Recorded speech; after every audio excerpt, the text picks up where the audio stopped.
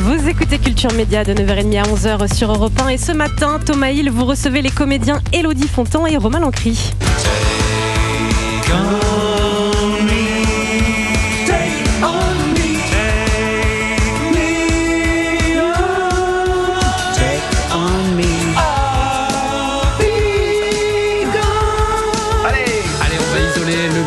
De Romain Lancry, vous mettez ça de côté et on réécoute ça tout à l'heure. Je l'ai pas fait moi. Take On Me, c'est le titre phare de la bande originale d'Ange et compagnie.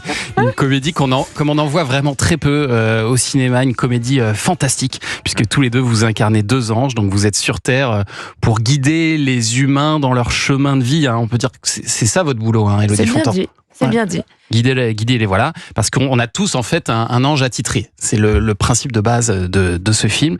Mais alors, tous les deux, vous êtes des anges que tout oppose. Élodie Fontan, vous êtes une ange très pro, très carrée, la bonne élève, qui rêve d'être promue au poste d'archange. Archange, c'est le Graal. Parce que ça permet quoi quand on est archange ? Ça permet de contrôler le destin du monde sans avoir à descendre comme les petites mains, les autres anges, auprès des humains. C'est les CSP+. C'est au-dessus. C'est exactement ça. Dans la hiérarchie, c'est exactement ça. Voilà.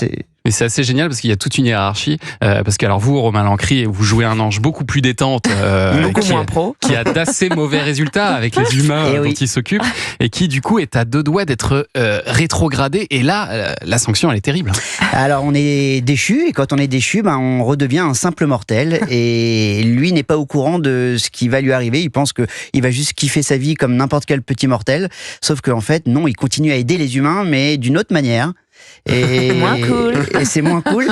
On peut expliquer ce que c'est ce boulot ? Oui, on peut l'expliquer a priori. Quand on est déchu, c'est terrible. Quand on est déchu, on devient démarcheur humanitaire. Vous savez, les gars, on récolte à la sortie du métro, tout à fait. Et on récolte des ribes toute la journée. Et on essaye de faire 1 ou 2% toute la journée. Voilà. C'est terrible. C'est très très drôle ça dans le film.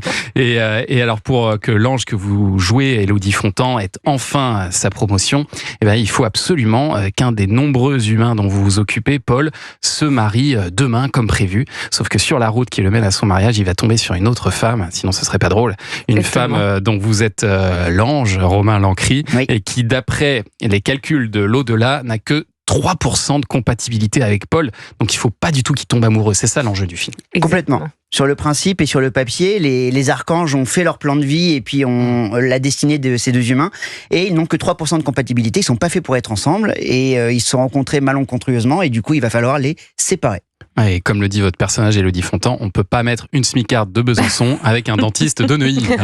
Ça marche pas. C'est pas moi qui l'ai dit, C'est le personnage. Mais cette histoire de pourcentage de compatibilité, je me suis demandé si c'était pas un peu inspiré de l'émission Mariés au premier regard, dont on parle souvent. Avec des statistiques plus ou moins fiables pour former les couples. En vrai, c'est inspiré de tous ces trucs-là et aussi des applis de rencontres.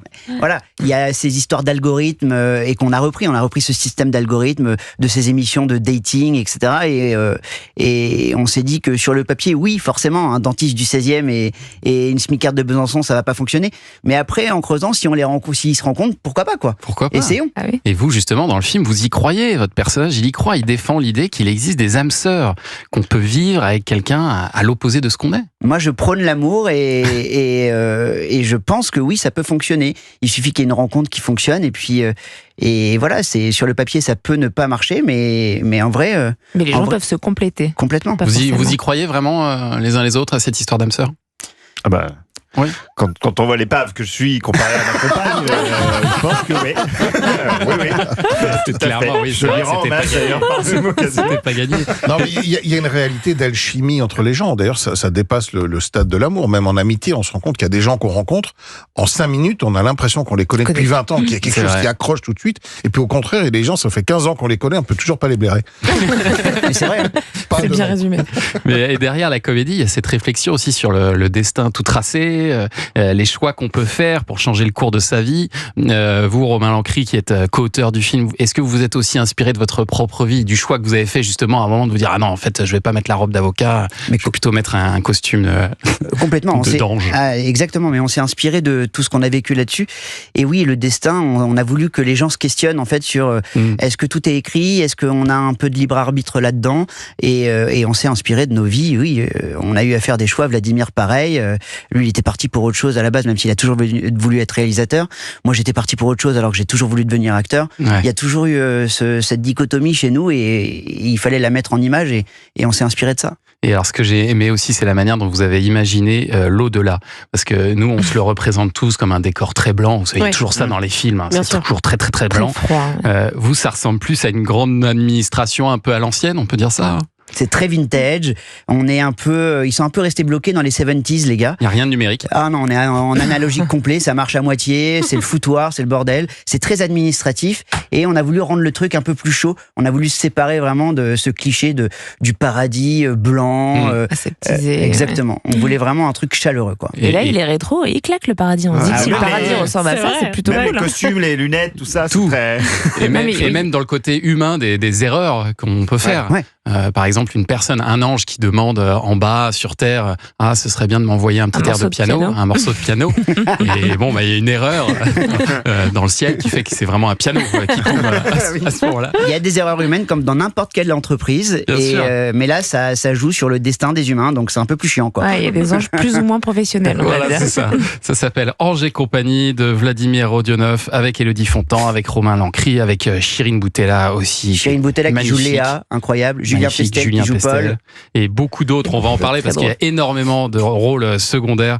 C'est à voir au cinéma dès mercredi. Mais dites donc, il est déjà 10h19 et